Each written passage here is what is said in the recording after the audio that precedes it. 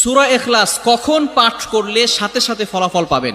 ভালো করে বুঝেন, সূরা ইখলাস হচ্ছে পবিত্র কোরআনুল কারীমের ভিতরে ছোট সূরাদের ভিতরে অন্যতম একটি সূরা। তবে ফজিলতের দিক থেকে সূরা ইখলাস হচ্ছে গুরুত্বপূর্ণ ফজিলত, এবং এই সূরাটা এমন একটা সময় আল্লাহ পাক রব্বুল আলামিন নাজিল করে দিয়েছেন যখন আল্লাহ রাসূল সাল্লাল্লাহু আলাইহি ওয়াসাল্লাম দ্বীনের প্রচার করতে লাগলেন। এমন সময় আল্লাহ পাক রব্বুল আলামিন এক আল্লাহর দাওয়াত দিতে লাগলেন।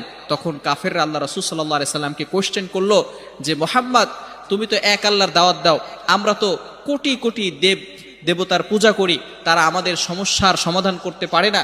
তুমি যে আল্লাহর দাওয়াত দাও সেই আল্লাহ কয়জন এবং সেই আল্লাহর সন্তান আছে কিনা?